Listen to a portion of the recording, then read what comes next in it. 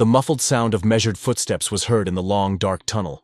Just a few months ago, Sam couldn't even imagine how much the world in which he had to learn to survive would change. The many dead, bloody bodies of people, brutally murdered, that he saw every day, over time ceased to evoke horror and other emotions in him, and were replaced by indifference. As Sam passed another dead zombie, the thought that everything that was happening was like the end of the world became more and more strong in his head. A few minutes later, the hero found the door leading to the exit, and decisively pulled the handle, opening the door.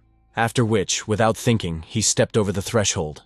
Once outside, Sam stopped. The northern lights, which had appeared for the first time several months ago, involuntarily caused delight every time. That night, as soon as it appeared, many creatures similar to werewolves from myths appeared in our hero's city. Because of this, people had to hide in safer shelters than their homes, but not many survived. Relying on luck, Sam has managed to stay alive so far, so today he decided to test his fate by hiding from the werewolf in his makeshift shelter. Passing close to where Sam was, the monster heard a rustling sound and turned around, trying to determine the source of the sound. Realizing that the boy's careless movement had attracted the monster's attention, he began to pray that it would head in a different direction. A mouse that suddenly appeared caught his attention. He didn't understand why the mouse had gotten so close to him, but the next moment a brilliant idea ripened in his head. After apologizing to the animal, Sam threw the mouse straight towards the werewolf. She flew a few meters, landing right in front of the monster, not noticing the huge shadow hanging over her. However, the werewolf's loud roar attracted her attention. The next moment the mouse took off, trying to escape from danger. Sam breathed a sigh of relief as he saw the monsters retreating back. After waiting a few seconds, he decided to explore the situation by imitating the sound of birds. When after a minute no one appeared, the hero left his shelter and headed towards the nearest store building. Once inside, the guy realized that he was incredibly lucky today, because no one had ever visited this store before him. Taking the cart, Sam began to carefully examine the contents of the shelves. He was very happy when he found jam with a rare taste. Having put the jar in the cart, the hero remembered that he needed to buy food for his pet. Having found himself at the right shelf, he thought for quite a long time about what he should take, and did not notice someone else's presence. Hearing someone squeak, Sam turned around and saw the werewolf he already knew, holding the mouse he had caught. He began to slowly back away, trying not to provoke the werewolf. He suddenly threw the mouse away and also slowly began to advance towards the guy. At some point, the werewolf's eyes turned red and he lunged at his victim. But Sam had nowhere to retreat and he needed an urgent plan. Without thinking twice, he took off his backpack and unzipped it, intending to get something out. The next moment, the hero joyfully exclaimed that he had a gift for the werewolf. The guy held a snow-white puppy in front of him, who was ready to happily stand up for his owner. The monster stopped, looking at Sam in bewilderment, who was expecting some kind of reaction from the werewolf. A few moments later, the werewolf's eyes turned red again and he lunged at our hero. The next moment, Sam told Snowball to aim straight at the monster. After this, the puppy was enveloped in a white glow, and powerful streams of air lifted the werewolf up, turning his body into ice. A few seconds later, his body was broken into many pieces, after which the hero and his pet headed towards the exit of the store. A few hours later, Sam returned home safely. While sorting through the things he had obtained today, the boy praised Snowball for his help and said that he would definitely receive his reward. The puppy himself did not tear himself away from the packed box of food that interested him. The hero noticed Snowball's interest and said that he took more tasty food for him. Taking out 2 cans of food, he turned to the puppy and asked what he would choose: canned food for dogs or canned food for cats. After looking at the treats offered to him, Bai again became engrossed in his box, losing all interest in his owner. Sam was curious about what had caught the puppy's attention so much. When he took the box and found out that it was dietary fiber powder, the guy looked at his pet in bewilderment. A few minutes later, a satisfied Bai was eating the delicacy that had previously interested him. The hero watched in disbelief as the puppy actively ate weight loss food intended for girls. Studying the inscriptions on the box, he remembered that Linda also loved this brand and was planning to stock up on something similar. Remembering this, the guy's mood worsened, because it was his fault that Linda disappeared on that fateful day. Our hero really liked the girl, and he finally decided to confess to her. In the evening, he arranged to meet her in a secluded place on their island. They walked slowly along the seashore. Sam was very shy and did not know where to start. Linda sensed the excitement coming from the guy and asked why he had called her here. This question took our hero by surprise, and he could not give her a clear answer, silently opening and closing his mouth. Without waiting for an answer from him, she turned around, calling him a fool. Suddenly, something in the sky caught her attention. The happy girl pointed to the sky, telling Sam to also pay attention to such a beautiful phenomenon as the northern lights, which was completely uncharacteristic for their area. Without taking his eyes off the girl, he nodded in agreement, saying that it was very beautiful. At some point, her face flushed and she looked at Sam. Suddenly she stopped and said that she had liked him for a long time. The hero did not expect to hear a confession from her, and, not believing what had happened, asked again what she had just said. Taking as much air into her lungs as she could, Linda screamed that she liked him and wanted to be his girlfriend. Sam was very happy to hear that his feelings were mutual. He was going to tell her that he loved her too, but a severe headache that appeared at that moment did not allow him to do so. Linda noticed that the guy suddenly grabbed his head and asked worriedly if everything was okay with him. Suddenly a strange glow surrounded her. Feeling something strange, Sam raised his head and looked towards Linda with horror. The girl tried unsuccessfully to break through the invisible wall that surrounded her. When the hero touched the invisible fence, he was struck by a strong electric shock. Due to the pain piercing his entire body, the hero began to slowly lose consciousness. When he woke up, Linda was no longer there. Sam thanked Snowball for always helping him, because without him, the hero would have been killed long ago. At that very moment, the wolf cub felt some kind of threat. He jumped onto the sofa next to his owner and began to growl into the void. Looking at Snowball's strange behavior, Sam realized that someone dangerous was approaching them.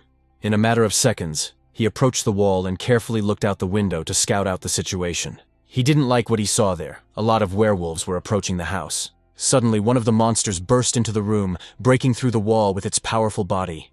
The situation that had developed caught the guy by surprise. He never expected to find himself alone with a werewolf in his own home. The hero didn't have time to do anything before he was attacked by the enemy. Bai jumped out of Sam's fallen arms and stood up to protect him. The guy didn't understand how the werewolves managed to find this place so quickly. The next moment he spat out the accumulated blood. Sam assumed that his internal organs might have been damaged, which would be very unfortunate because more werewolves came. Looking around the room, he was sure that he would not survive this time. Sam shouted at Bai to run away as quickly as possible because they couldn't survive together. But he was not going to leave his master in trouble and rushed at the enemy, enveloping him in icy air. Looking at this, Sam tried his best to shout to the puppy so that he could save himself. But Bai stubbornly ignored him, fighting with the werewolves. His own helplessness in such a situation deeply wounded our hero from the inside. He shouted again at his pet to go away. Hearing the despair in his master's voice, Bai turned around. But he had no intention of leaving Sam to die here alone. He was determined to protect him at all costs. The next moment, the werewolf attacked him, and Bai jumped into the air, avoiding the blow. However, he was unable to dodge the claws of another werewolf. Sam watched in horror as the wounded Bai fell to the floor. The guy crawled on his elbows towards the puppy's motionless body. Picking up Baya in his arms, he said that she should have listened to him and run away. At the same time, the werewolves were slowly approaching their prey. The hero had already come to terms with his death, and said that at least they would go to heaven together. After that, he pressed Baya closer to himself, leaning his forehead against hers. The next moment, the room was illuminated by a bright light. At the same time, Sam found himself in his subconscious. There he saw a painfully familiar female silhouette. The guy slowly approached the girl, not believing his eyes. When he had covered the distance between them, Sam hugged his beloved with tears in his eyes, saying that he had been looking for her all this time. But contrary to his expectations, Linda replied that their meeting was not at all a reason for joy. Turning the girl towards him, Sam asked excitedly if everything was okay with her. In response, she quietly said that if he had not taken her to that ill-fated place that day, everything would have been different. The next moment, Linda raised her head and said angrily that if that had happened, she would not have died. Listening to her, he tried to object, saying that she was wrong. In response to his words, the girl smiled and said that if everything was as he said, then he was obliged to prove to her that he was not a weakling. At that moment, our hero's body was enveloped in a blue glow, and he began to slowly rise from the floor. His eyes were blazing with rage. Sam was determined to get rid of all his enemies. A moment later, one of the werewolves ran towards him. Suddenly, Sam's pupils became vertical, like an animal.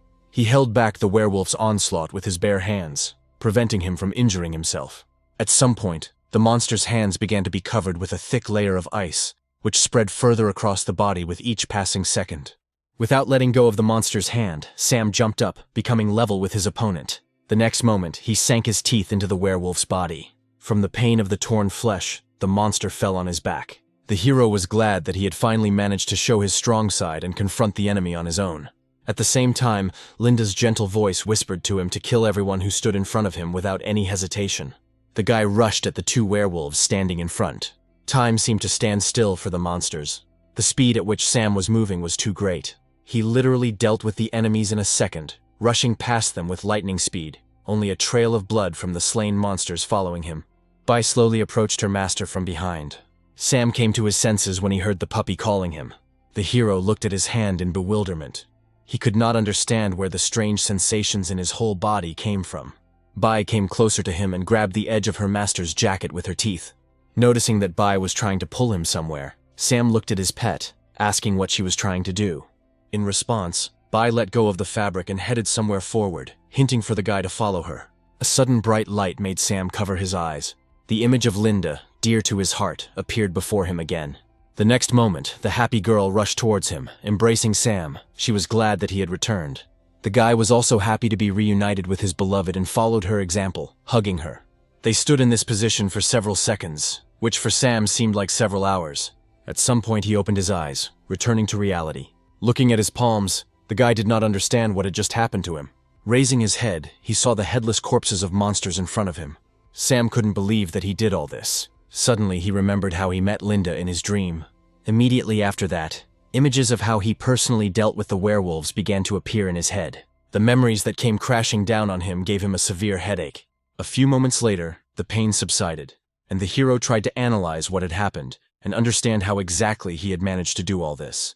All this time, Bai stood next to him, sadly watching her master's torment. Sam looked down and met his pet's eyes. By the time they got outside, the night was gradually drawing to an end. The hero stopped, looking sadly at his now former home for the last time. Sometime later, Sam and Bai entered another house, which the guy had prepared in advance for such an occasion. Having looked around the room filled with boxes of supplies, the hero was sure that this would be enough for them while they were recovering. Sitting on the floor, Sam pulled Bai onto his lap, telling her that next time she wouldn't have to risk herself to save him.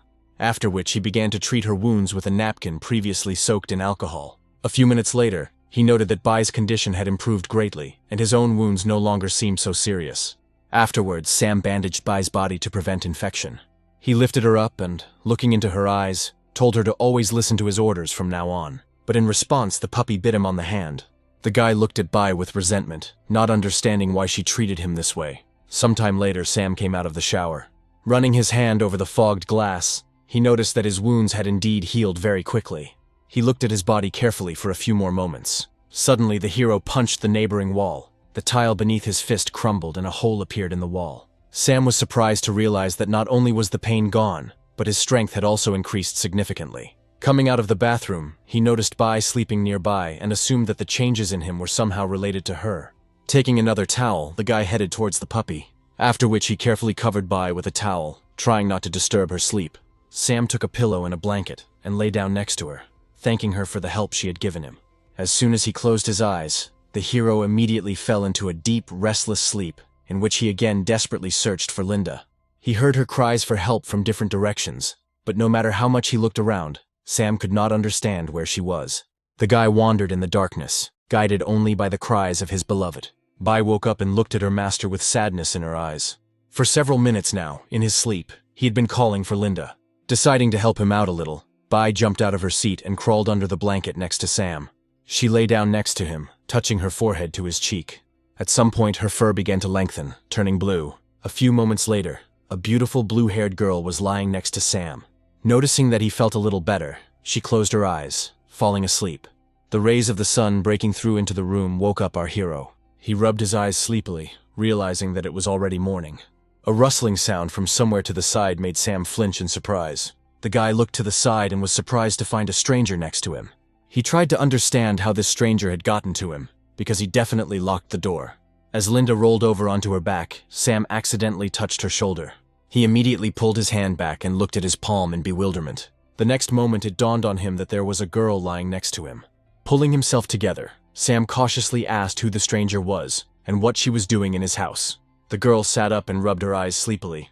Sam was shocked when he saw her face. Linda was sitting in front of him. He immediately hugged her, happy that she was finally back. Realizing that he was hugging her bare skin, the hero instantly pulled away from her, and his face turned a deep shade of red. The guy jumped to his feet and turned away, apologizing to her. Standing with his back to her, he told her to get dressed quickly. Linda instead walked up to Sam and began to peer closely into his face. The next moment, to his surprise, the girl licked his cheek, causing the guy to blush. Taking a step back, he asked in surprise what she was doing. Even despite the reciprocity of their feelings, he was not ready for such a rapid development of their relationship. Seeing Sam's face turn red, the girl used her ability and sent a cold blast of air towards his face. This clearly helped, and now, instead of embarrassment, our hero's face showed surprise mixed with bewilderment. He noticed the wounds on the girl's arms and shoulders, and a crazy thought came to him. Sam decided to make sure of this and dispel his doubts. He asked if she was bi. In response, the girl licked the guy on the cheek again. Sometime later, the hero managed to find a box of clothes suitable for Linda. Embarrassed, he handed her the neatly folded soft cloth. He watched as the girl tried to understand what each item of clothing was intended for. Sam exhaled heavily and offered to help her, realizing that the girl did not know how to dress herself. Trying not to look at her, he helped her get dressed. The guy convinced himself that this was not the real Linda, but just little Bai. Even though he tried desperately to convince himself of this, it was really difficult to believe it. Her appearance constantly convinced him otherwise. After several excruciatingly long minutes, they finally finished, and Sam lay down tiredly on the floor, saying that dressing another person was really hard. He was glad that Linda had some spare clothes in the warehouse, but he was tormented by the question of why Bai had adopted an image so dear to his heart. He could not help but perceive her as the real Linda. With each passing day, Sam understood less and less what was happening. As the girl approached him, he turned his head towards her, saying that he wanted to stay in a safe place with her and wait for help. But he had not seen rescuers for a long time, and the situation in other areas was unknown to him. Sitting down, the guy admitted that he was worried about his parents and the real Linda. He looked at his palm for a few seconds, tormented by doubts about his new abilities. Sighing, Sam turned his attention back to the girl, saying that he still knew too little about what happened 2 months ago and where all these monsters came from. Linda looked at the guy with interest the whole time. A moment later, she came closer to him and lay down on his lap. Sometime later, they got outside, and Sam was scouting the situation, carefully studying the neighboring streets through binoculars. He was not happy that the whole area was captured by werewolves. Looking into the distance, the hero wondered where the other survivors might be. His attention was drawn to Linda, who was staring at something. A feeling of uneasiness arose in his heart, and he approached her, asking where she was looking. In response, the girl pointed her finger at a point in front of her, and Sam picked up the binoculars again, trying to figure out what was there. He saw 4 people running away from monsters. Lewis led his comrades, hoping to escape pursuit. But suddenly a werewolf appeared in front of them, blocking the way. Everyone began to panic because they found themselves at a dead end. Pulling himself together, the oldest man in the group shouted that they had no choice but to engage in battle with the monster. The woman asked how he was going to do this when they didn't even have a normal weapon against a strong and agile opponent. Suddenly their attention was drawn to someone's shout from above. Linda used her ice breath ability and attacked the werewolf. In an instant she was covered with a thick layer of ice. Sam finally got rid of the enemy, breaking him into small pieces. He then turned to the team of people and asked if they were okay. They looked in horror at the pair of people standing in front of them, who destroyed the monster with their bare hands. Driven by fear, they ran screaming as far away from here as possible, not noticing the huge shadow approaching them. Sam turned to his partner with confusion and asked why they had run away from them. Suddenly a loud werewolf roar was heard from behind. The hero immediately turned around at the sound. Looking at him, the guy noted that this werewolf was different from his fellows. Looking at Linda, he noticed that she was very tense. At some point, the werewolf began to be surrounded by small lightning bolts. The hero approached the girl, saying that this time they had met a strong enemy. For a few seconds they stood motionless, waiting for the monster to attack. Sam noticed that for some reason his body felt heavier than before. At that moment, the werewolf attacked them, but Sam and Linda jumped up, avoiding the enemy's claws. The guy shouted for his partner to freeze the werewolf. She listened to his words and used her ability. But the monster began to roar, and the lightning bolts became stronger. When the lightning hit Sam and Linda, they were unable to dodge, and a sharp pain pierced their bodies. The guy managed to land on his feet. He suggested that the difficulty in movement was due to the ability of lightning. Sam took a few steps back, realizing that if he got too close to the werewolf, the body would become difficult to control, and they would have to avoid close attacks. He saw no way out of the situation with their current abilities. So the guy grabbed Linda by the hand and ran away from the monster. A few minutes later, they found themselves inside the shopping center. Hiding behind one of the many walls, Sam decided to catch his breath here and kept a close eye on the entrance. The monster followed them and tried to determine where its victim was hiding. Studying the contents of his backpack, the guy came to the conclusion that he did not have any weapons, not even an ordinary knife.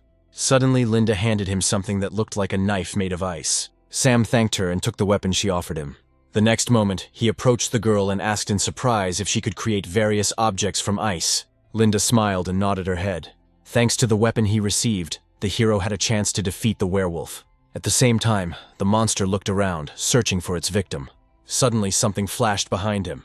When an ice knife flew at him, the werewolf reacted in time and knocked it back. At that moment, Sam emerged from hiding, armed with several ice knives, after which he threw them all at his opponent, hoping that he would not be able to dodge them all. But the werewolf had no trouble cutting the knives flying at him with his claws. After that, he let out a furious roar. The hero's plan was successful. He angered the monster and provoked it to run after him. The hero quickly climbed the stairs to the second floor, luring the werewolf into a trap. The monster was rapidly catching up with its victim, surprising Sam. He didn't think that the owner of such a massive body would be so agile. Looking ahead, the guy noticed that he had almost reached the right place. A few moments later, Sam reached the fence and jumped over it. The monster also jumped after him. Sam had already managed to land on the ice of the skating rink. When the werewolf landed opposite him, the ice under his paws began to crack. Holding onto the railing, the hero asked the werewolf if he knew what a skating rink was. With each passing second, more and more deep cracks appeared on the surface. At one point, the ice under the monster finally broke, and the water underneath it began to turn into a multitude of ice needles. They pierced the werewolf's body, passing through and through, and deprived him of the ability to move. Sam breathed a sigh of relief. They were lucky that there was only one enemy. If there had been several, they would never have managed it. When the girl approached him, he smiled, saying that her abilities were very useful. They smiled at each other, enjoying their victory, not noticing the appearance of yellow bubbles from the body of the defeated enemy. As their numbers increased, Sam noticed this strange phenomenon. He was curious to know what it was, and he touched one of the bubbles. At that moment, several bubbles exploded next to him, and several electric shocks hit the guy in the head. Linda, who didn't understand anything, looked at him with concern. Holding his head, Sam said that something was trying to control his brain. He leaned against the railing to keep from falling. With each passing second, whatever had entered his head grew stronger and tried to drive the guy's consciousness out of his body. Suddenly he growled, and the silhouette of a defeated werewolf burst out of his body. Frightened, Linda involuntarily took a step back. Struggling with himself, Sam told her to move as far away from him as possible. He warned her that he was about to lose control of himself. Seeing that there was no reaction to his words, he shouted at her to run away from here immediately. Despite his orders, the girl approached him and kissed him. He immediately pulled her away from him, asking what she was doing. When the headache came back, the guy asked Linda to listen to him and leave. But she remained standing in place, looking at the guy who was holding back the invisible enemy with all his might. A moment later, the monster took over Sam's mind. After that, he rushed at the girl standing next to him. She didn't have time to react and fell to the floor with the guy. At this moment, the hero managed to regain control of his body for a few seconds. Linda reached out and touched his cheek. The next moment, she pulled him towards her and kissed him. Sam's eyes widened in surprise. When the girl pulled away from him, he felt a little better. Linda noticed how the wrinkle between the guy's eyebrows smoothed out, and his condition improved a little. Having decided something for himself, Sam again pressed his lips to the girl's lips in an awkward kiss.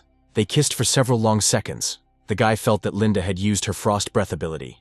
When he ran out of air, the hero moved away from the girl. The uninvited guest left his body, but the next moment he was overcome with excitement.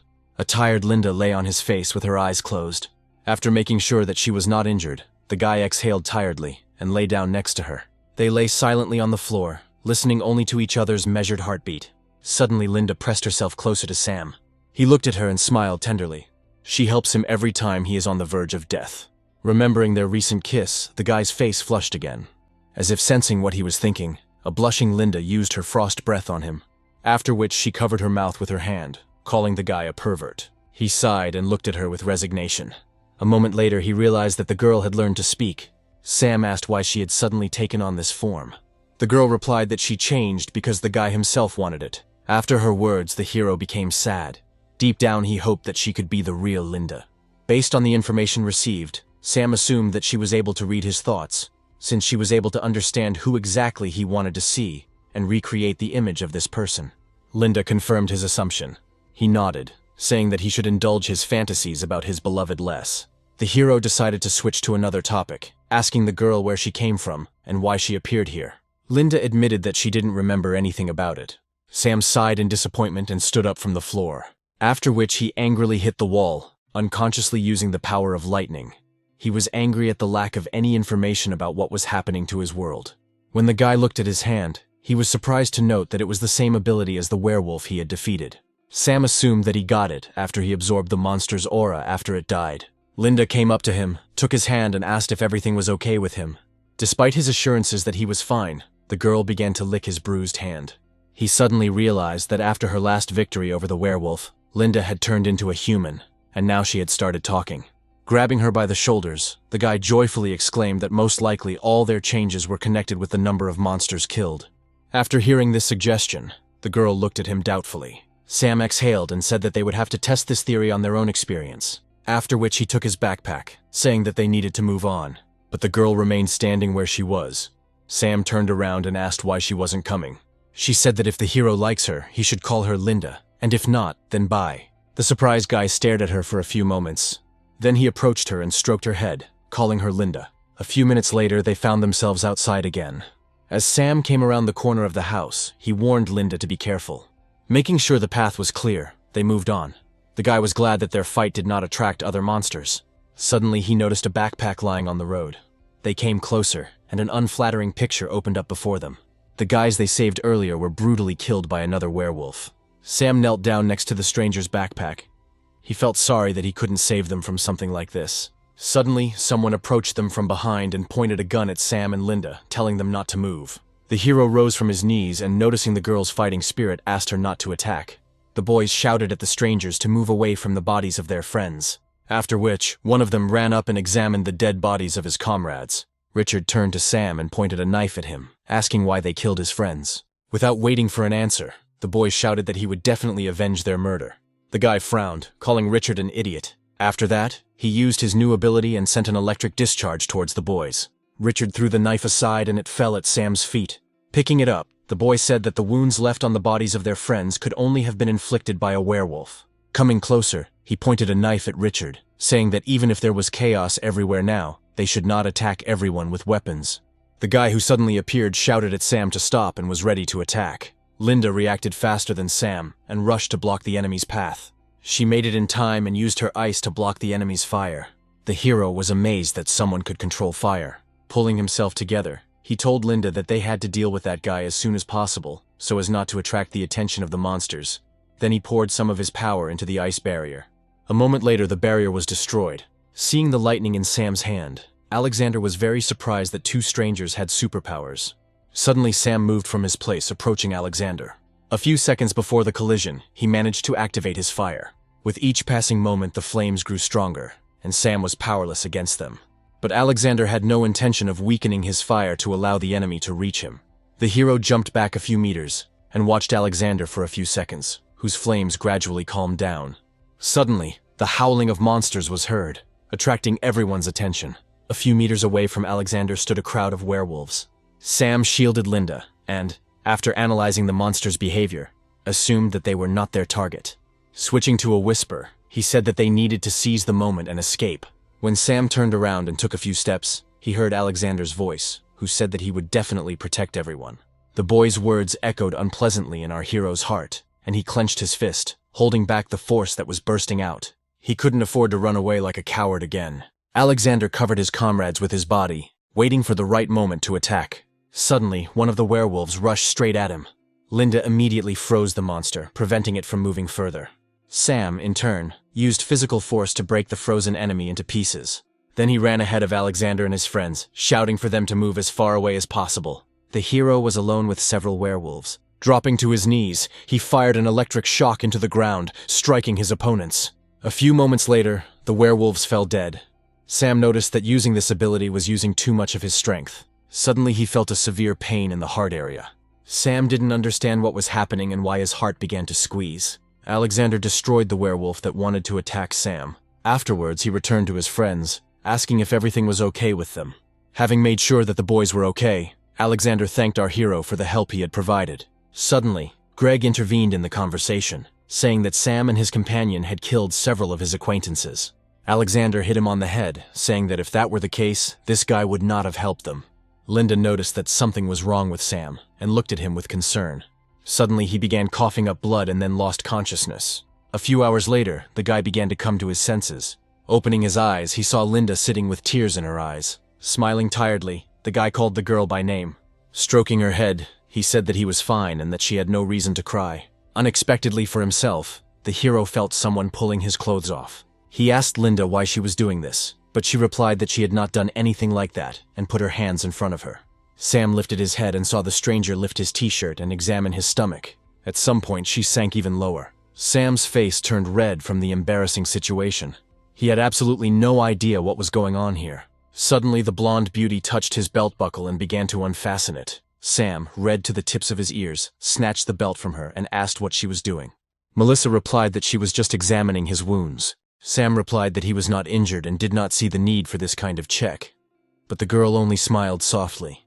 Afterwards, she stood up and said that in that case, she would not take off his pants if he lay still. Looking at Linda, Melissa asked if she was his girlfriend. The hero only looked at her with incomprehension. The blonde girl took Linda's hand and asked her to help her loosen Sam's belt. Embarrassed, the girl touched her belt and began to unbuckle it. Our poor hero's face turned red again. He felt very awkward when two beautiful girls unbuttoned his pants. Suddenly, Melissa looked at Sam's face, checking his reaction. Seeing his expression, she laughed and said that he was actually quite the lecher. After this, the girl put her hands on his stomach, saying that she hoped that after the treatment he would be just as cheerful. The next moment, a green haze began to emanate from her palms, and Sam felt pain where her hands were. Melissa said that she had healing powers and was now going to treat his internal organs, so he needed to be patient. Suddenly she said that the guy was very lucky. He absorbed a large amount of animal energy and stayed alive. Sam's cries of pain continued for another hour. When the treatment was finished, Melissa sat down tiredly on a chair. She said that she healed all his internal wounds caused by the beast energy. Afterwards, she said that now she needed to go and rest, and Sam and Linda could do whatever they wanted. Having said this, the girl immediately fell asleep, causing the guy to be puzzled. However, the next moment, surprise was reflected on her face that Melissa woke up as quickly as she fell asleep. For some reason unknown to Sam, her face turned red, and she asked excitedly what they were doing there. After which she got up from her chair and ran out with her eyes closed, saying that they could continue and she would not disturb them. The hero, not understanding anything, looked at Linda, asking what Melissa, who had just run away, was talking about. A few minutes later, Linda helped Sam down to the rest of the boys. Alexander noticed the arrivals and said that Sam already looked much better than before. The hero smiled and thanked for the concern. Alexander replied that at the present time everyone needs mutual assistance. Suddenly one of the girls ran up to them and said that she had very important news. They finally managed to receive a radio signal from the city of N. Alexander and Sam's faces reflected strong surprise. Sometime later, our heroes moved to the control room and Anna turned on the recording, from which they learned that since July, mutated animals began to appear in all corners of the world. The city of N also suffered greatly. It was also said that with the help of army forces they managed to bring the situation under control. But due to the disruption of transport and communication systems, rescue operations will temporarily not be carried out. Alexander asked if it was possible to contact someone from City N, but Anna replied that it was impossible. She explained that after the appearance of the laser radiation, the satellite systems also failed. They tried to send a letter by fax, but never received a response. The guy didn't like what he heard and started yelling at the girl to keep sending messages as long as possible. Anna just nodded her head sadly. Sam and Linda looked from the monitor to Alexander. Covering his eyes with his hand, he apologized, saying that he was a little out of his mind. Anna looked at him and said that everything was fine. She would continue sending messages until she received a response from the city of N. Turning around, he headed towards the exit of the room, thanking her for her concern. Finding himself in the corridor, the guy slowly slid down the wall. Sam approached and tried to console him, saying that he shouldn't worry so much because they now knew that the city of N was relatively safe. Alexander agreed that he was very worried about this. He explained that people going out to search for supplies have increasingly begun to die at the hands of werewolves, some even deciding to commit suicide due to the intense pressure. Sam listened to him silently. He himself understood perfectly well what it was like to try to survive alone and not die at the clutches of monsters. Raising his head, Alexander admitted that he was afraid that one day he might simply not be able to bear all of this. Sam knelt down next to him and told him that he should look at it from the other side, because he seemed much stronger than the others. Afterwards, the hero looked at the guys who were running around the hall and sorting through boxes of supplies. He said that in such turbulent times as now, many have to sacrifice themselves, but it is still impossible to save absolutely everyone. Smiling, the guy said that for those whom Alexander had already saved, he was a real hero. After listening to him, Alexander slowly stood up. Afterwards, he extended his hand to Sam and said that his name was Alexander, and he was a teacher at the second school in the city of N, and asked what the hero's name was. Sam shook his hand and introduced himself, saying that he was a student at Beijing University. Afterwards, the hero looked down again and noted that many people here were dressed in school uniforms, and he asked how they managed to get to this island. Alexander, who came out of the adjoining room with 3 cans of cola, replied that they had come here on an excursion, but unforeseen circumstances had forced them to stay longer. Sam asked if he knew anything about the appearance of werewolves. Handing him the can of drink, Alexander replied that he knew little about it. He only knew that on the day the northern lights appeared, many people disappeared. He saw this glow, after which he lost consciousness. While he was unconscious, he was transferred to a safe place. Sam asked how Alexander got his abilities. Looking at him, the guy replied that he himself did not know. He discovered his gift of fire control since Melissa saved him. Looking at the blonde girl standing below, Alexander said that if Sam wanted to know more information like this, he would be better off asking Melissa. He explained that the girl used to work as a nurse at a school, and although she was not particularly talkative, she must know quite a lot of information. Sam asked the guy why he thought that. Alexander replied that she did not disappear that day after being hit by a strange beam. Afterwards, he asked Sam what he intended to do next, but he replied that he hadn't thought about it yet. He just wanted to get out and see, maybe even learn something about what was going on in the world. After listening to him, Alexander invited him to join their group. They would be able to protect each other. Sam was surprised that he was offered to join someone's team. Alexander promised in that case to definitely take him to Melissa. Suddenly, someone interrupted their conversation and asked with displeasure why Alexander was inviting just anyone to join their group. Derek said that their resources were too limited, and they didn't need extra mouths to feed. Alexander ignored these words and wanted to introduce his guests to the man. Derek's gaze settled on Linda. He asked why he had never seen this girl anywhere before. Coming closer to her, he said that he understood the reason why Alexander invited them to the group, and that this reason was the girl. As the man reached out to Linda, Sam grabbed his wrist. The boy glared at Derek and said that he should watch his words. When the hero began to twist his wrist, the man howled in pain and shouted that his uncle was the one who opened this school, and his uncle would not leave Sam unpunished. An agitated Alexander asked Sam to let Derek go because his uncle was really in charge here. The teacher tried his best to calm Sam down, but it seemed like he was paying no attention. A few moments later, when the guards came to them, the hero finally let Derek go. Once safe, he ordered 2 men to deal with his assailant immediately and broke his arms. Following his order, 2 guards rushed at Sam. Derek was confident that his men would deal with the arrogant boy in a matter of seconds. However, everything went against his expectations. Both guards were thrown into the wall by Sam. The next moment, Derek felt a finger on his face. Sam asked who was going to break whose arms here. Alexander watched what was happening in horror and tried his best to calm Sam down so that he would not make a mistake, led by his emotions. But the hero really didn't listen to what the teacher was trying to convey to him and slammed Derek's face into the wall. When he let go of the hand that was holding the man, Derek's body began to slowly fall down, leaving behind bloody streaks. Sam said that if he behaved like today again, then next time the hero would paint all the walls in this school with Derek's face. After that, he headed towards the exit, telling Linda that they had to go, while a worried Alexander sat down next to the unconscious man, not knowing what to do. When they left the building, it was already night outside. Sam pitched the tent he had found earlier outside, where he and Linda would spend the night. The guy had been staring at his palm for some time now. Remembering today's incident, he tried to understand why he had become so hot-tempered. Sighing, the boy assumed that the werewolf aura was affecting him in a similar way. Looking at the girl lying next to him, he remembered that he had one more important thing to do right now. He must come up with a way to get Linda to break her habit of sleeping naked because her body is too tempting, and he finds it hard to resist her. Sam was brought out of his fantasy when he heard the girl call his name, but he was distracted again when his imagination drew a picture of an embarrassed Linda asking him to warm her up. He approached the girl, pursing his lips for a kiss. Linda used her icy breath to stop Sam from kissing her, after which she lay down on his lap, saying that he shouldn't think about perversions. An embarrassed Sam dried his wet hair with a towel and explained that any normal guy would have reacted the same way if he saw Linda sleeping. The girl blushed and replied that she was not yet ready for this kind of thing. The hero thought about what she had just said. Suddenly, the thought entered his head that perhaps in the future Linda would want this with him. Noticing that Sam was thinking about indecent things again, Linda once again used her icy breath to cool his ardor. At the same time, loud voices were heard from the director's office. Derek vowed to get to Sam and destroy him while the doctor treated his damaged nose. He did not forget about Alexander either. saying that he was just watching his suffering. The man asked his father to send people with superpowers for Sam.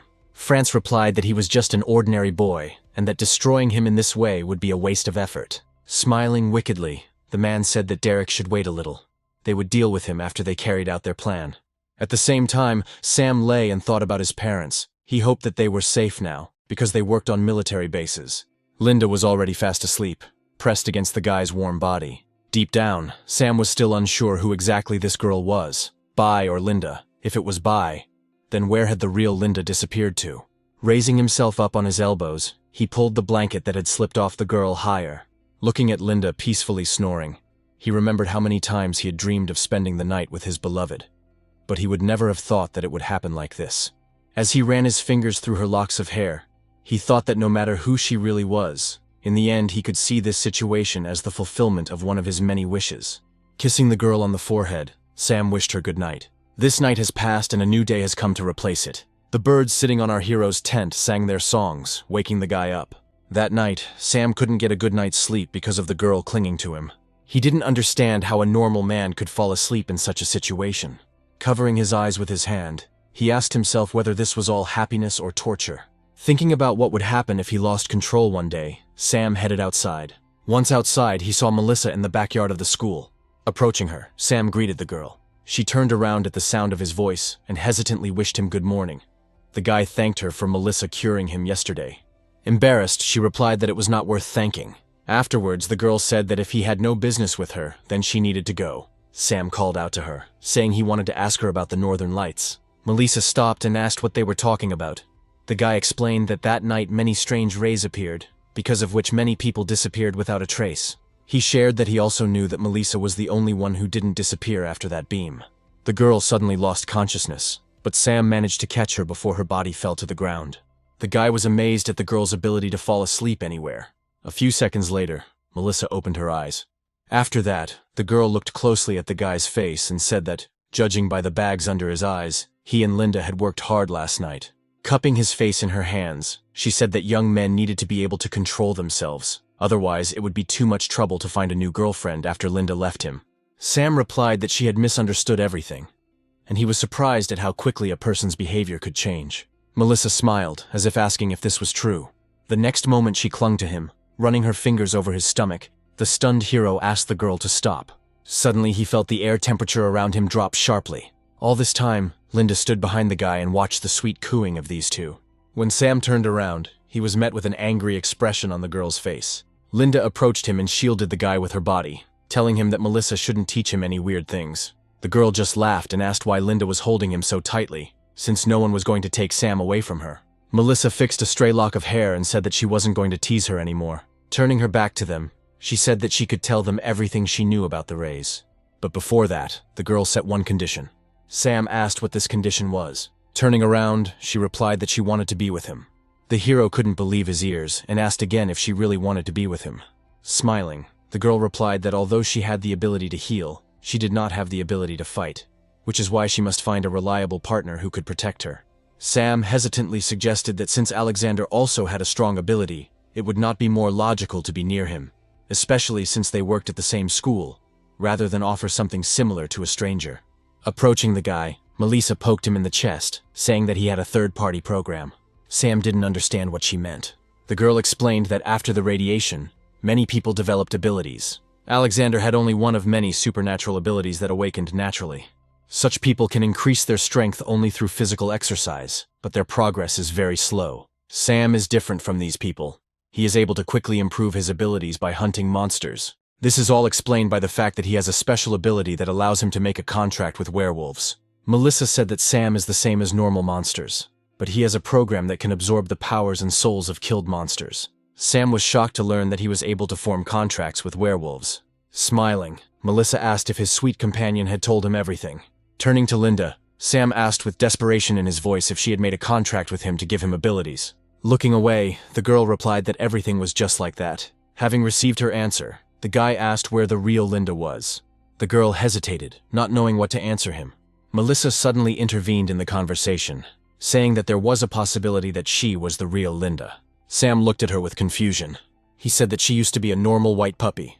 Melissa explained that in fact, no one disappeared from this world because of those rays. It was just that some people became werewolves. The guy found it difficult to accept this, and asked how this was even possible. Grabbing his chin, the girl reminded him of the conditions. The guy had not yet promised to take her under his protection. Afterwards, she let him go, saying that it was time for her to go, and that Sam should think carefully about her proposal. Having said this, she passed out again and fell into his arms. Sam was once again amazed that the girl fell asleep so quickly. Linda ran the end of a strand of hair near Melissa's ear, checking to see if she was really asleep. A few moments later, Melissa opened her eyes. Seeing Sam's face in front of her, the girl blushed deeply again. After that, covering her eyes with her palms, she ran away from there. The guy shouted that he still had many questions, but the answer was a loud slamming of the door. Sam looked at the door in confusion, trying to understand what had just happened. Turning his gaze to Linda, he remembered her words about how she really could be his lost love. Along with this came the realization that all the werewolves he had killed previously were also people. At that moment, Alexander approached them. Stopping in front of Sam, he announced that the principal of this school wanted to see him. Sometime later, the three of them were walking along the long corridors of the school, the walls of which were hung with countless awards and portraits, which Sam carefully examined along the way. Alexander asked his friend to be careful when meeting with the director. Sam said he shouldn't worry about it. The guy promised to try his best to control himself so as not to cause unnecessary problems.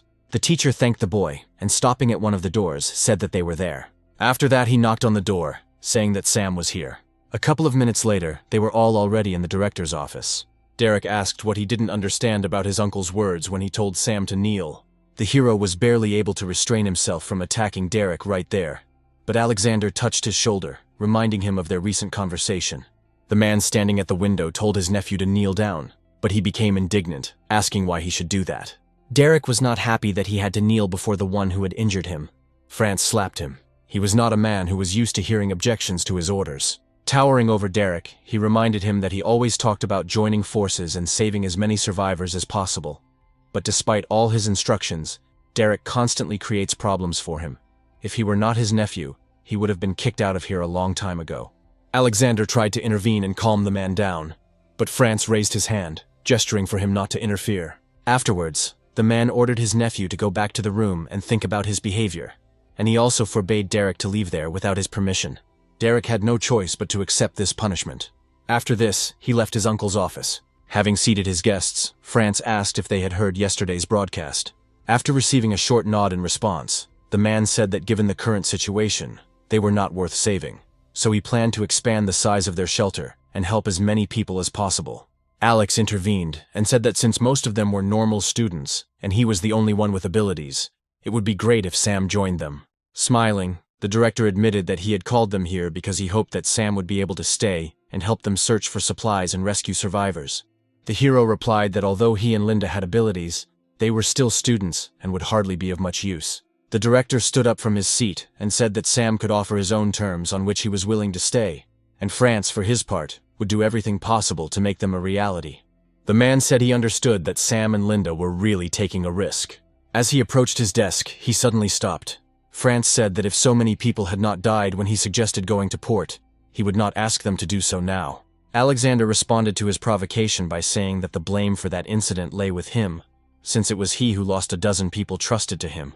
The director replied that it was not his fault, it was a collective decision to go to the port. Sam and Linda, who were sitting, listened attentively to the conversation and tried to understand what kind of trap they wanted to lure them into. Sam knew perfectly well that the port, teeming with monsters, was the only link connecting their island with the outside world. Knowing this, it is not difficult to guess that they were trapped on this island. The hero decided to intervene in the conversation, saying that instead of wandering aimlessly around the island, it would be best to stay and see the situation. The director replied that he was willing to stay and do everything he could. But if anything went beyond what was possible, they would run into problems. Sam said that he could stay late, after which the man would decide whether he needed the guy's help or not. France thanked him for his understanding and asked the teacher to show the guests to their rooms. After this, Sam and Linda got up from their seats and headed towards the exit. The director was glad that everything went according to his plan. A few moments later, Derek entered the office. He wasn't sure if he should do this to them when Sam and that girl were just mediocre in their abilities. The man just patted his nephew on the shoulder. Approaching the window, he said that when he gains absolute power, image will no longer have any meaning at all. France was sure that the winged wolf would wake up soon. All they had to do was hide as many people here as possible. He firmly believed that the winged wolf would definitely fall into his trap with people as bait. The next day, Alexander conducted a briefing for the students who would go with him on reconnaissance. Sam approached the teacher and asked if he needed help with something. Alexander asked them to bring gasoline, which was nearby. He said that there were no werewolves in that place lately. When Melissa approached him, the teacher asked if something was wrong. She replied that several patients had just arrived, but they did not have some medicines and asked if he could bring them. Alexander replied that most of the medicines in the areas they usually go to have already run out, and for this, they would have to go to a new place. Sam suddenly intervened and asked to give this task to him, because he knows where to get many drugs. Alexander doubted and asked about the guy's condition. The hero replied that he was already completely fine. With a heavy sigh, the teacher agreed and asked the boy to be as careful as possible on this task. Melissa asked him to come with her so that she could give him the list of necessary medications. Sam and Linda followed the girl in silence. The guy decided to talk to her when her other, more talkative personality woke up. Suddenly, Melissa stopped and asked what decision the guy had made regarding their conversation yesterday. Sam looked at the girl with confusion. Smiling, she touched his chin and asked if even with his abilities he couldn't recognize her. Linda used ice breath on the guy, saying that now was not the time for flirting. A few moments later, Sam hesitantly asked if Melissa was truly confident that he had the strength to protect her. The girl replied that with his current abilities, he would not be able to do this. But she knew a shortcut to becoming stronger. Smiling, she made him another tempting condition. By accepting her offer, Sam would be able to quickly improve his skills and cuddle with two beautiful girls at once. The guy gave in to her pressure and accepted the offer. As a reward for Sam accepting her offer, Melissa decided to share some important news with them. She said that the number of werewolves on the island had increased significantly. The girl was confident that with their current strength, Sam and Linda shouldn't have any problems with a small crowd of low-level monsters. But if a guy meets a high-level werewolf with abilities, then it's better for him to avoid combat. Melissa had no idea how exactly they had managed to defeat one such werewolf. But Sam had to be aware of his power gap with such opponents. She reminded him that even if he defeated such a monster again, his soul would continue to fight and try to take over Sam's body. The girl said that if Linda hadn't helped him last time, the guy would have already been under the control of the soul of the monster he killed, and would have lost his own. Sam remembered exactly how Linda had helped him. Now he understood why the girl had taken the initiative first at that moment. Now Melissa had set a task for them, which was to kill as many low-level werewolves as possible, and increase their power by absorbing their souls. The hero objected, remembering that all these werewolves used to be people. Melissa said that werewolves complete the chain of evolution by hunting humans or capturing souls. That's why if they were attacked, Sam shouldn't feel sorry just because werewolves were once human. The girl said that if he didn't kill, they would kill him. After which she pointed her finger at the area of his heart.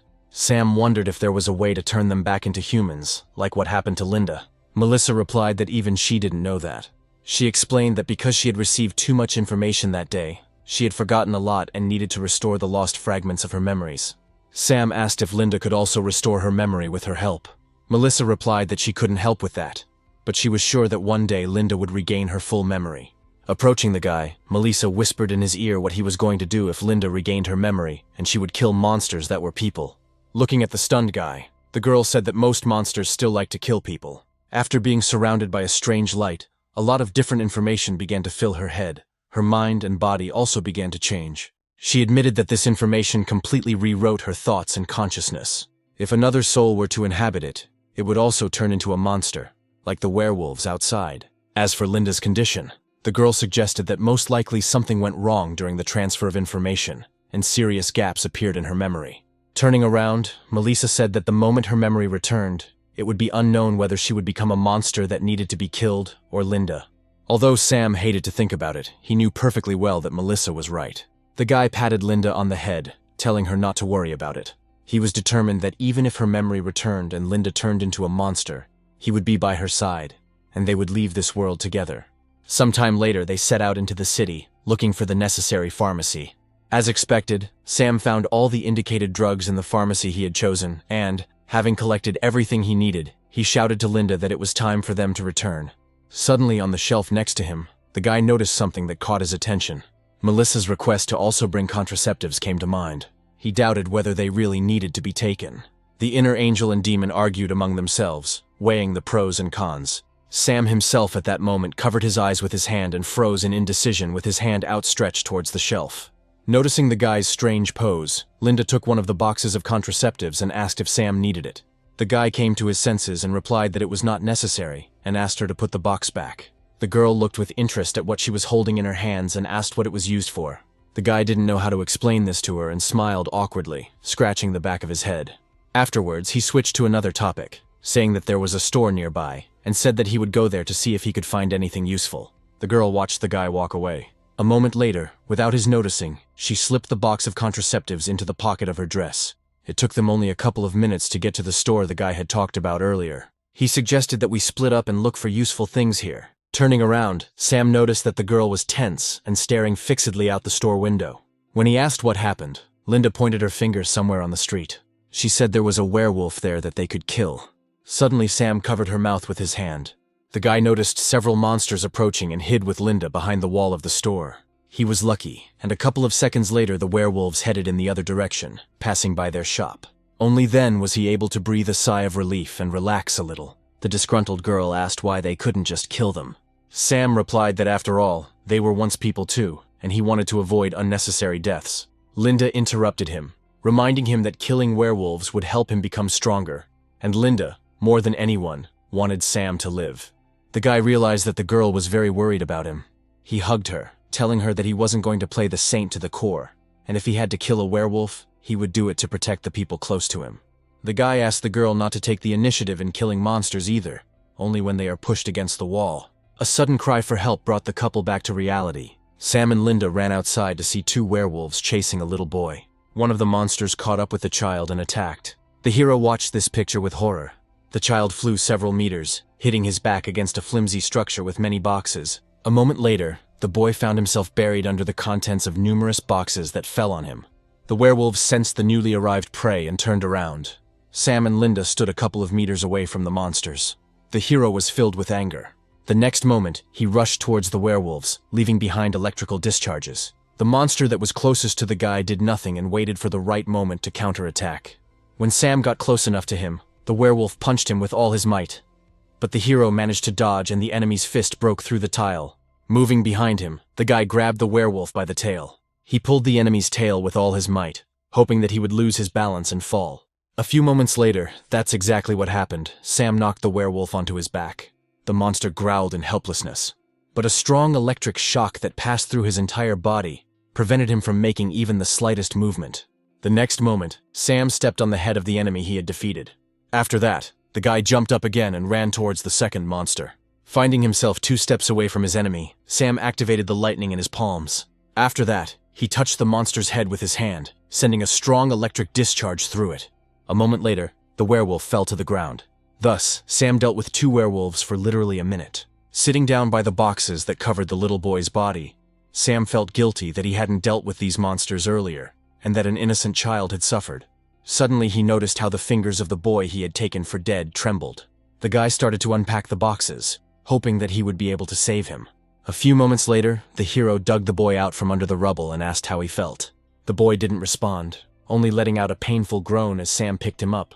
Linda quickly used ice to temporarily numb the wound on his back. Feeling a little relieved, the boy began to call for his mother and sister. Sam stood up and said he would take him to safety. The child grabbed the boy's jacket and said that he was fine.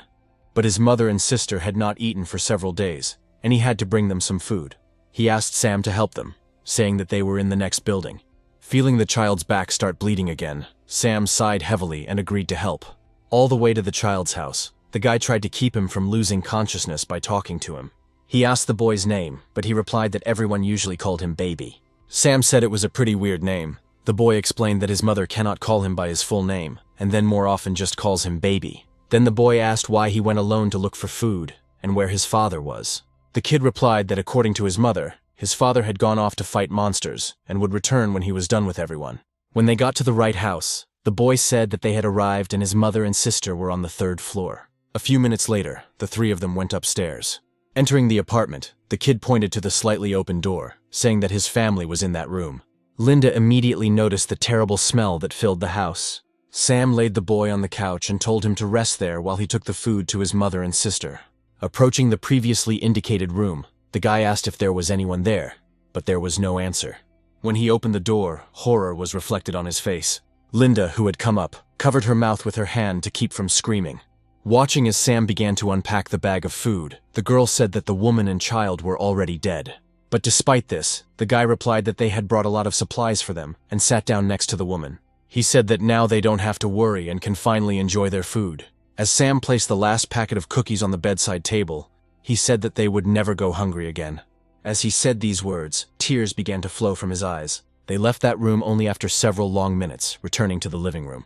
The kid asked how his mother and sister were doing. Trying not to sound sad, Sam replied that they were fine. Sitting down on the floor opposite the boy, the guy began to open the remaining supplies and said that his sister had eaten and immediately fell asleep, so there was no point in disturbing them for now. Baby's sudden question about whether his sister was cute caught Sam off guard. Smiling sadly, the guy replied that she was the sweetest girl he had ever seen. After this, Sam helped the boy into a sitting position, saying that he needed to get better as soon as possible to protect them. Our hero handed the kid a spoon with canned meat, saying that he needed to eat. Suddenly the boy started coughing badly. As soon as this attack stopped, he replied that he would not eat because it was too difficult to find food now and he needed to save. Sam sighed and replied that baby could eat in peace because he still had plenty of food left. Suddenly the boy asked if he could ask Sam one question, and he nodded approvingly in response. He asked the guy to leave this food for his mother and sister. With tears in his eyes, the kid said that this was how they could hold out until his father returned. Sam replied that he would leave them all the food he had, so the boy could eat in peace, because he also needed strength to wait for his father to return. Closing his eyes, the kid said that it would be great if he had met Sam a little earlier. Then they wouldn't have to go hungry. After this, the boy lost consciousness and began to fall. Sam threw the can of food on the floor. He managed to catch the boy in time. The guy was trying to wake him up so that he would get up and eat. But a few moments later, when baby's chest stopped rising, the realization of what had happened came to Sam. This child died in his arms. At that moment, many new wounds appeared on his heart, and he screamed from the pain piercing his heart. Linda sank to the floor next to him and wanted to touch the guy's shoulder to comfort him. But suddenly Sam started punching the floor with all his might, shouting that it was all his fault. A few seconds later, the boy stopped torturing the floor, because the pain from his broken knuckles was nothing compared to the pain in his heart. With tears in his eyes, he said that if it weren't for his naivety and kindness, this child would not have been attacked by werewolves. If he had listened to the distress call a little earlier, since their house was so close to the store, all this could have been avoided. The guy blamed himself for being selfish, and for the fact that he should have taken the initiative to search for and rescue survivors much earlier. Sam knew that the deaths of the kid's family members and himself lay on his shoulders. Linda hugged the guy, asking him to stop thinking about it. But Sam couldn't help but think about it, because they weren't supposed to die. None of this was supposed to happen. Linda sat in this position for a long time, comforting Sam, whose heart that day was covered with deep wounds that would never heal. A few hours later, the hero covered the dead bodies with a sheet. He sincerely hoped that in another world they would be happy, and would never know hunger again. The drawing lying on the nightstand caught Sam's attention. He picked up a piece of paper that had a picture of the kid with his family on it. Looking at this drawing, Sam remembered that the boy believed until the very end that his father would return one day. The guy promised that he would definitely find his father, no matter what it cost him. After which he took a frame with a photograph of a father holding his son in his arms. Sam hoped that this man would be exactly as the kid described him. If this man simply left his family and ran away, then he will find him and kill him. At the same time, active operations were taking place at one of the captured military bases. People managed to lure several high-level monsters with abilities into traps and put them in cages. France reached out and stroked the captured monster, saying that very soon he would be generously fed. At that very moment, a subordinate approached him and informed him that everything was ready for dispatch. France said that they shouldn't hesitate since with the help of high-level werewolves they could get rid of the police. Derek didn't understand why his uncle didn't let him deal with all the people with abilities. The man replied that it was enough to simply destroy the werewolves. So for now there was no need to show these people to the world. After which he looked at the group of people wrapped in black cloaks, saying that these were his trump cards. At the same time, Sam and Linda came across a destroyed police station.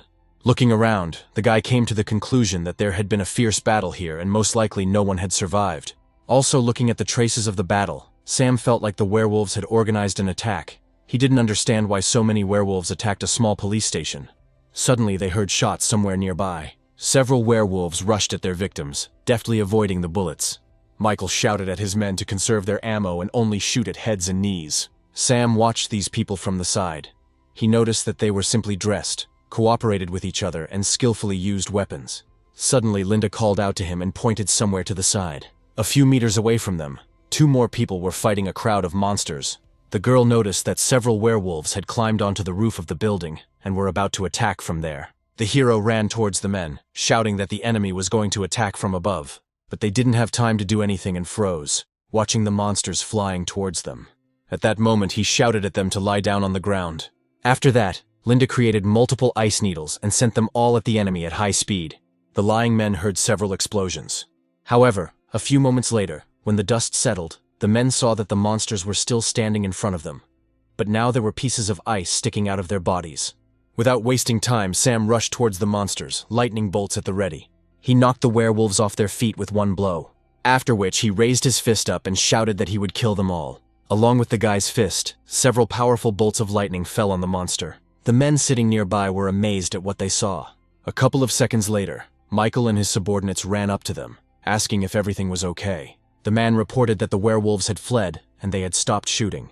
Noticing a guy standing nearby, Michael approached him and thanked him for his help. If it weren't for him, everyone here would be dead.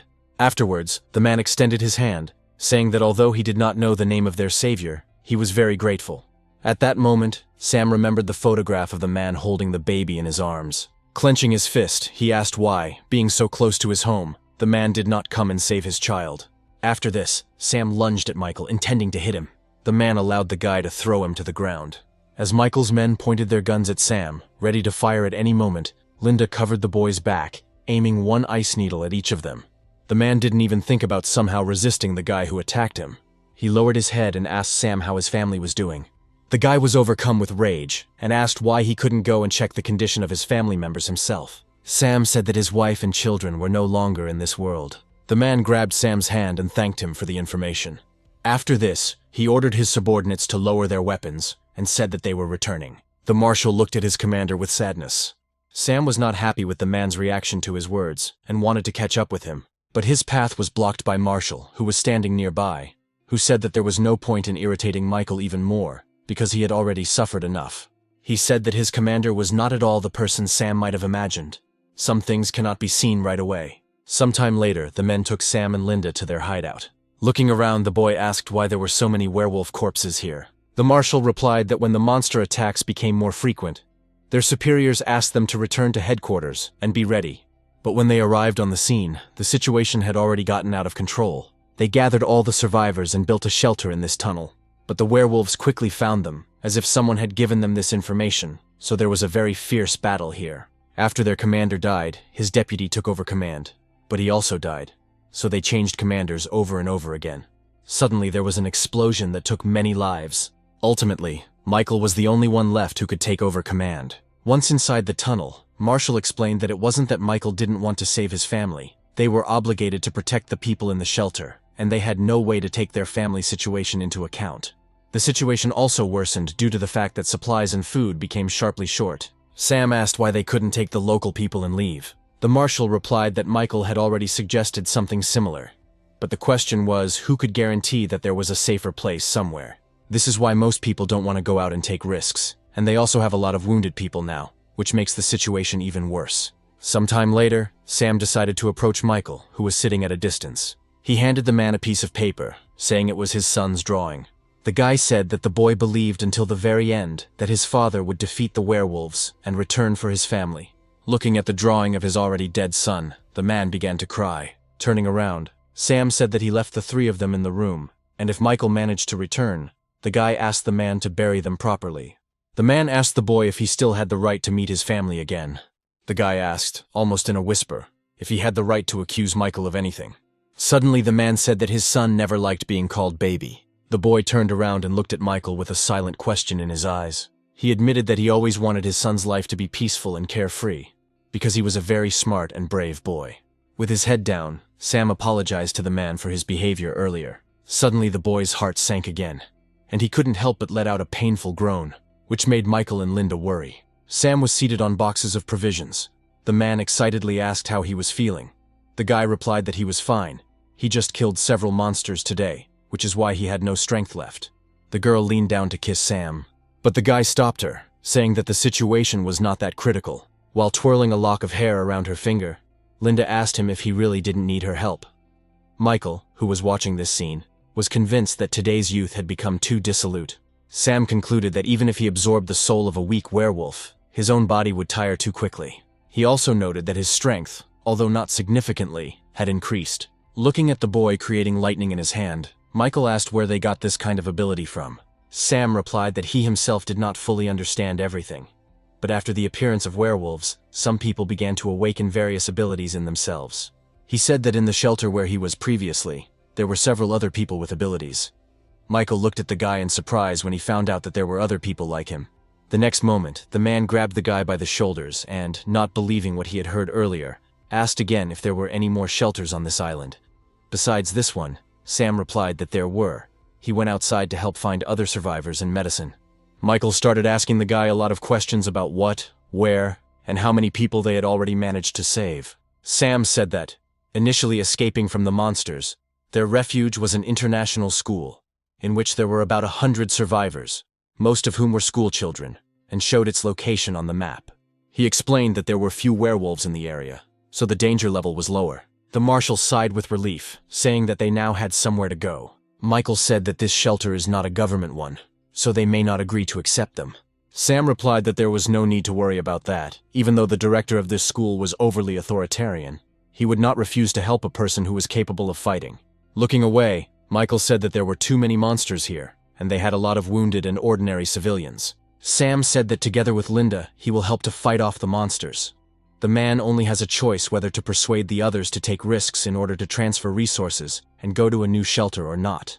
The man asked how many monsters they could handle. Sam replied that he could easily deal with 20 werewolves, but that was assuming they would only block the monsters' attacks. After listening to him, Marshall said that in that case everything should work out for them, because there were only 30 werewolves outside at the moment. A group of guys approached them, and one of them shouted that he could handle at least 100 of these monsters. He asked why Michael so easily believed the words of some strangers. Marshall approached him and asked what he was talking about.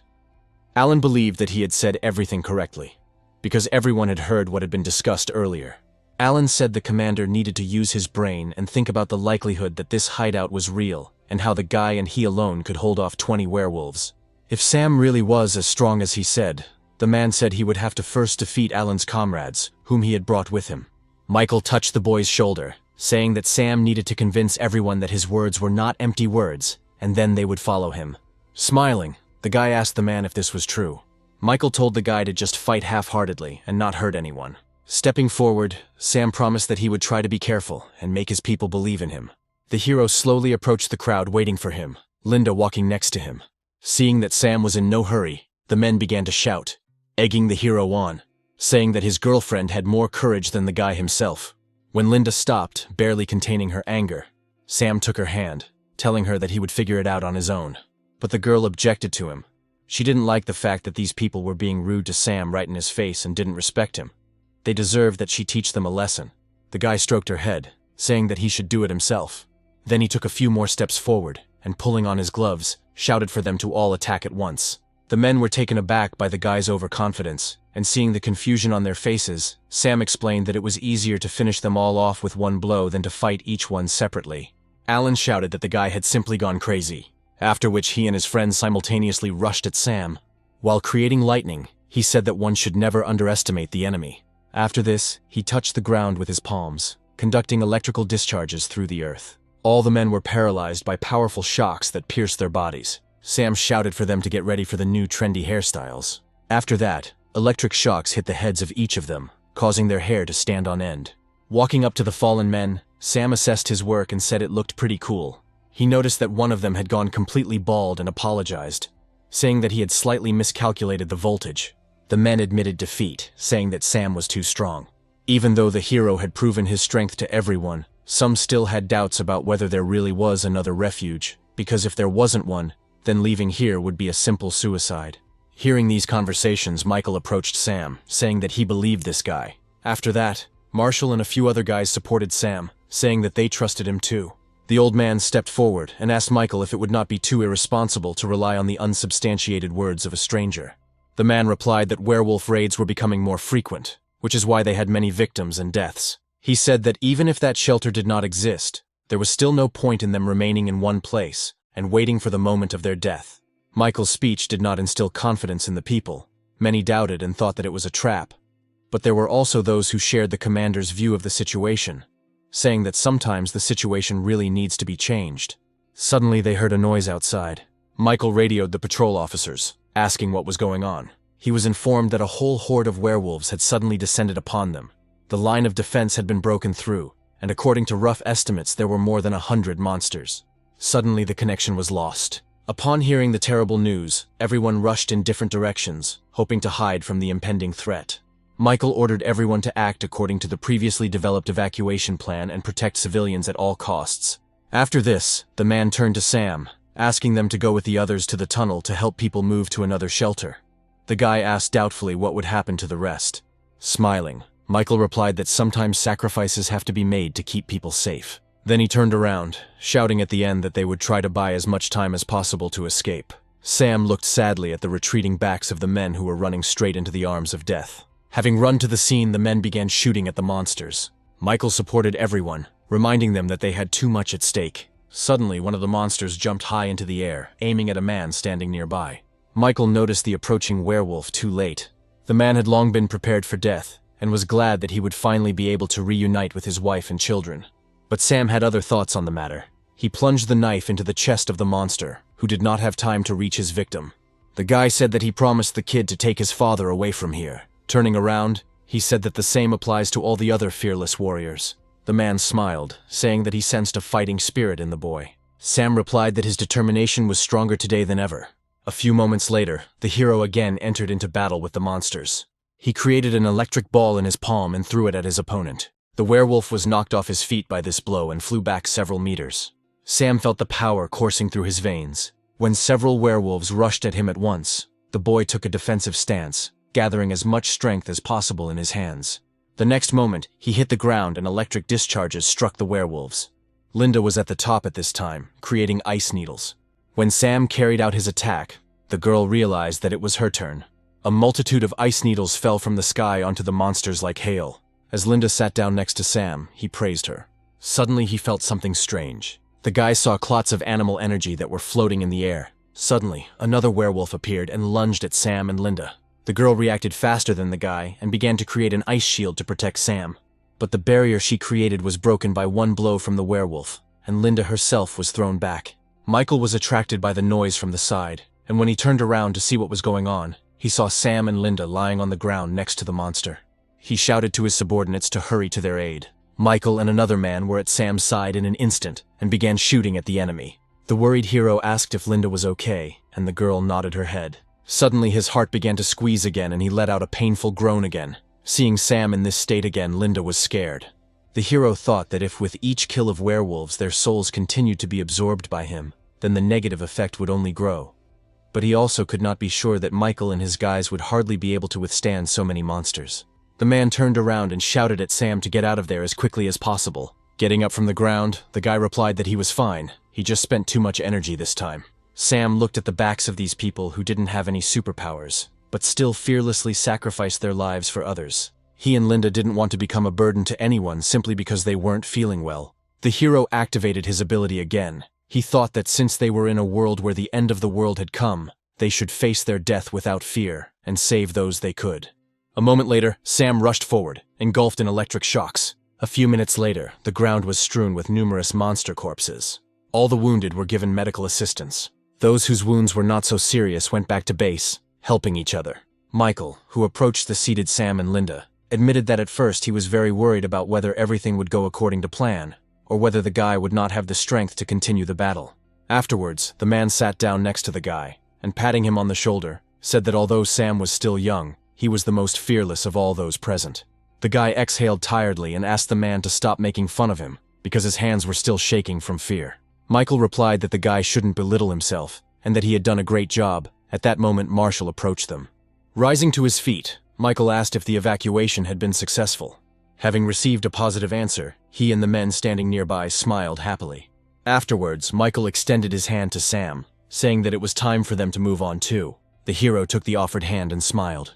All this time, they were being watched unnoticed through binoculars. France didn't expect Sam to join the group of ex-military men and take their side. He lowered the binoculars and said that in that case the guy shouldn't blame him for the cruelty he had shown, because he himself had chosen his future fate. After this, France ordered the release of everyone they had locked in a nearby truck. When high-level monsters came out from there, the man gave them the order to destroy everyone in the enemy camp. A few moments later, several dozen werewolves rushed in the direction indicated to them. Sam and Linda, accompanied by other military personnel, passed through the tunnel. Michael gave the order to plant explosives in order to blow up the place later and prevent the monsters from using this passage. The man instructed others to search for their surviving comrades. Looking at him, Sam thought that if he really wanted to save as many people as possible, then he should follow his example. If he were in charge, he wouldn't even think about covering the rear by destroying the tracks. A few moments later, one of the men shouted that he had found one survivor, but he was badly wounded. Michael rushed to his aid. The man touched his commander's shoulder, telling him that they shouldn't waste extra bandages because he wouldn't survive with a wound like that. Michael interrupted the man, saying that he would definitely survive. Suddenly, he was contacted by radio and informed that another horde of werewolves was already within a radius of 1 kilometer from them. He asked if they had managed to plant the explosives. Michael was horrified when he was told that the detonator was nowhere to be found. Sam decided to intervene and said that he would block the passage and buy them some time. The man approached the boy, saying that he was too weak now and he did not want to put his life at risk. Contacting his subordinate by radio, Michael asked him to provide him with the necessary materials for the explosion, and he ordered the others to take the people as far away from here as possible. Sam shouted that his strength had been restored and he was ready to fight again. But Michael interrupted him, saying that he would not accept any objections. Suddenly, the wounded man intervened in their argument, saying that he would stay there anyway. Taking a grenade out of his pocket, he said that he still had one left in reserve and that should be enough. So the man asked that they all leave from there together. Michael looked at his subordinate with horror, about to object, but the man got ahead of him, shouting that if they didn't leave, he would blow them all up along with himself. If they don't hurry, the werewolves will be running here any minute. Michael gritted his teeth in frustration. He had nothing to say in response. He saluted the brave warrior with tears in his eyes. Then he turned around, telling Sam that they should hurry. Kevin asked the guy to make sure all the civilians got to the new location safely. He didn't want his sacrifice to be in vain. Closing his eyes, Sam promised that he would definitely make sure of this. The death of this warrior will be a great feat, and he will not allow it all to be in vain. Hearing Sam's words, Kevin smiled. The monsters were already approaching them. When the werewolves had gotten close enough, Kevin said it was time for them all to go to hell together. After that, he pulled out the pin with his teeth. The next moment there was a loud explosion. Sam, Linda, and Michael managed to reach the members of their group ahead of them safely. Michael and Sam could not share all the joy of their appearance. They turned around, looking sadly at the collapsed passage. A few moments later, Michael turned to Marshall, saying that they would be stopping for a 15-minute break. Afterwards, the man looked around, quickly examining everyone they had managed to save. Sam approached him and said that they would have to walk more than 1 day to reach the shelter and asked if the man had a travel plan. He replied that it was not safe to move at night, so he intended to find a place to stay for the night in a neighboring area. Looking sadly at the floor, the man said that there shouldn't be any problems because he knows this district like the back of his hand. Sam slapped Michael on the shoulder and said that he could visit his wife and children on the way. Suddenly, a werewolf's roar was heard, attracting everyone's attention. Everyone looked towards the tunnel, and from the settling clouds of dust they saw the huge silhouette of a monster. Michael walked up to his men, telling them to be ready. In the darkness of the tunnel, the monster's eyes flashed dangerously red. The next moment he let out an even more terrifying roar. Michael and the others began firing at the werewolf. Sam and Linda realized that they were facing a strengthened monster. Activating his abilities, the boy rushed forward, shouting at the military to step back. They were no match for a monster of this level. But it was too late. The werewolf had already attacked them. He grabbed a nearby car and intended to throw it at the military. The men lying on the floor watched this in horror. Suddenly Sam appeared in front of them, shouting at them to run away. He tried to hold back the monster's onslaught, but a few moments later the guy was thrown aside. Sam didn't expect there to be such a big difference in strength between them. He told Michael that now they needed to take away the ordinary people, and they could leave this monster to him and Linda.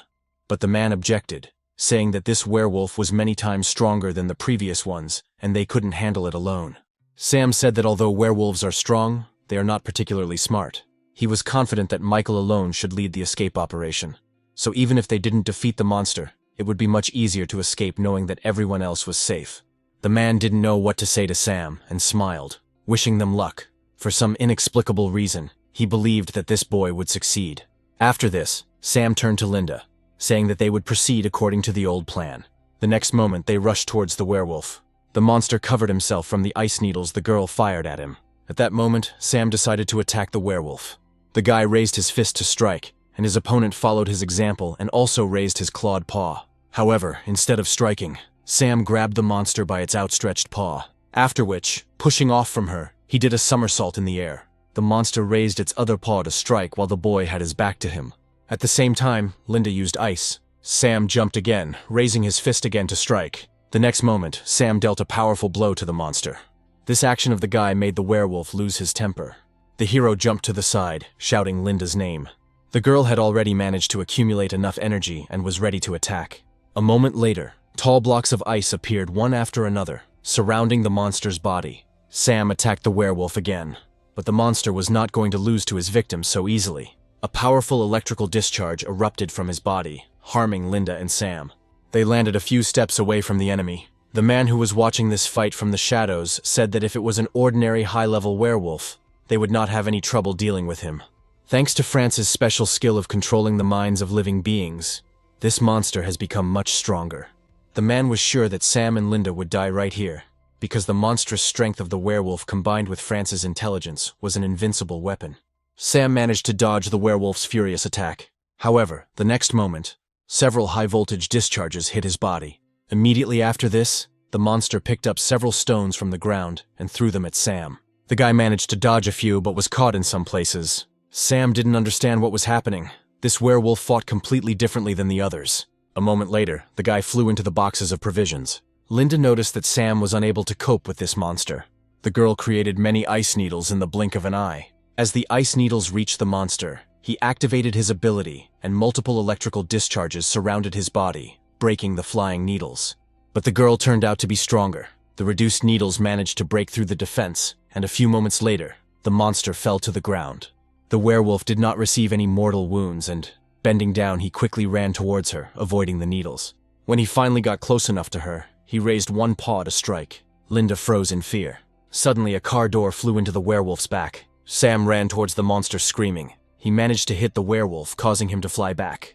After this, the guy asked Linda to distract the werewolf with ice needles. Having said this, Sam immediately rushed towards the monster to attack it again, and the girl immediately fulfilled the request by creating ice needles.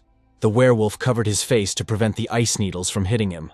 As Sam was about to hit him, the werewolf jumped back, but the boy followed him, not giving up his attempts to strike the werewolf. However, the monster avoided his attack again. The werewolf jumped back a few meters. He was starting to get irritated by these stupid attacks of the guy. The next moment, the monster let out another roar. Sam felt electric shocks run through his body. The werewolf copied Sam's style and slammed both hands into the ground, sending powerful electrical discharges into everything within a few meters. Linda also felt strong electric shocks running through her body. Sam didn't notice how a werewolf approached him from behind. The next moment, the monster attacked the guy.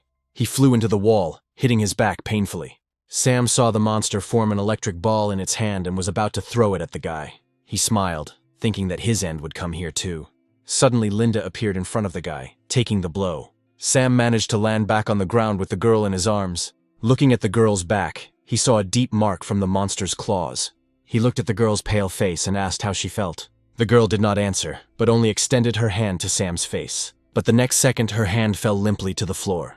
At that moment, Sam's heart skipped a beat. He hugged the girl tighter, asking her to open her eyes. But despite all his pleas, the girl's eyes remained closed. The werewolf stood watching the guy the whole time. Suddenly, France felt strange energy fluctuations. As the man approached Sam, he realized that they were coming from him. He decided not to miss the opportunity, and finally get rid of the guy who could cause him a lot of problems in the future. At that moment, Michael appeared in the truck with Marshall, taking a gun. The man climbed out of the window and began shooting at the monster, not understanding why Sam was not doing anything. Michael hit the werewolf's legs, weakening him for a few moments. After that, he got out of the truck and shouted for Sam to get inside as quickly as possible. He noticed that many electric discharges were running through the guy's body. After putting the girl on the ground, Sam said that they needed to get out of here because he could no longer control himself. Michael had a bad feeling about this. Sam shouted for the man to run away from here, after which the power overwhelmed him, taking control of the guy's mind. At that moment, the monster jumped onto the truck, after which he rushed at Sam, paying no attention to Michael. The guy managed to deliver a strong blow to the werewolf's stomach. Because of this, the monster flew back several meters. Sam continued to stand in place, watching as the monster's massive body fell to the ground. France couldn't understand where the guy got so much strength from. The next moment, Sam also roared, causing powerful electric shocks, just like the monster had done a few minutes ago. This picture made Fran's blood run wild. The monster rushed at the guy, but he didn't let the werewolf get closer, attacking the enemy with electricity. After that growling, Sam rushed forward. The monster stepped back from the blow and also rushed at the guy, raising its clawed paw to attack. But Sam intercepted his paw, passing electricity through it through the enemy's body. The next moment, Sam recoiled from the monster, holding the werewolf's severed arm in his hand. The guy increased the voltage of the current, and the limb he was holding broke into several pieces. At that very moment, the monster attacked the guy, releasing a strong charge of electricity, but Sam managed to dodge it, jumping up. After which he counterattacked the werewolf, slamming him into the ground. The pain the monster felt was transmitted to France, who controlled the werewolf. The man didn't expect this guy to be so strong. He developed a desire to possess this guy's strength. Having dealt with the monster, Sam approached Michael to check if everything was okay with him. Not noticing any damage on the man's body, the guy walked on, ignoring all the questions addressed to him. He walked up to the girl lying on the ground and picked her up in his arms. When Sam noticed that she was no longer breathing, multiple lightning bolts began to randomly strike the ground around the guy, after which he lost consciousness. Melissa also noticed this phenomenon and realized that Sam was having problems. Sometime later, Sam regained consciousness and saw a girl hanging over him. She admitted that she didn't expect the guy to be able to wake up after defeating a high-level monster. The situation they were in embarrassed the guy, and he tried to move away from the girl. But she told him not to move. Although he managed to keep his mind, his soul was greatly weakened. After touching her forehead to the guy, she said that she would show him the way to improve the soul of the beast. The girl sincerely did not understand what attracted Linda to this guy. She said that if Linda was going to make a death contract with him, she wouldn't stop her from doing it. Sam asked what happened to Linda. The girl replied that she was fine, and his friend had taken her to a safe place. Having received an answer from her, the guy asked who the girl in front of him was. Tucking a stray strand of hair behind her ear, she replied that so much time had passed that she herself had forgotten who she was. Approaching his face, the girl whispered that she only remembered that after the great battle between humans and demons, she left her physical shell and fell into a deep sleep, becoming one with her blood descendants. She explained that the descendants are so-called guides for people like her. The main purpose of her and other creatures like her existence is to tell about what really happened, so that people can understand how to resist it. Sam was surprised when he heard that the girl was somehow connected with the great war between demons and humans. She decided that to make it clearer to him, she should begin her story from the moment when God descended to this earth. The girl said that at the cost of his own life, God created everything that exists on this earth, and, relying on the laws he left behind, living organisms began to reproduce. At that time, neither races nor classes existed. This was so until the devil, who is the enemy of God, entered this pure and undefiled land. He was afraid of being destroyed by the new gods that might appear. Therefore, the devil began to enchant people. Thus his followers began to appear, called the demon race. For a long time the two races were at odds with each other, until a special person appeared. Abel wanted to put an end to this endless feud and challenge the demons. He led humanity and eradicated the entire demon race on this earth. However, the devil managed to make his move, placing demonic forces in the hearts of all living things. So although the demons disappeared, conflicts between people did not stop. Every time the conflicts reached their peak, new demons were born. When something like this happens, all living things mutate under the influence of the devil's power. Sam wondered who the devil really was. The girl touched the guy's chest, saying that he does not have a physical shell, he lives in the hearts of people. She said that those monsters that were killed were demons. People consumed by greed also become demons. If Sam had not withstood the temptation of the beast's soul, he would have become one of them too. Embarrassed by her touch, the boy asked if there was any way to resist demons. Smiling, she replied that everything was not as hopeless as it seemed at first glance. She explained that because the demons were created by the devil, they needed a leader, who was overthrown a long time ago, and they would fight each other desperately until they chose a new demon king to lead them. If a person capable of killing the new demon king appears, the evil essence in the souls of all living things will dissipate without a trace. From her words, the guy understood that until this time, people and demons were in the same boat. The girl confirmed his guess. A demon doesn't have to be evil, just as a person doesn't have to be kind. After that, her fingers closed around the guy's neck. Smiling slyly, she said that even though she looked like a conductor, she didn't necessarily have to be as kind as they were.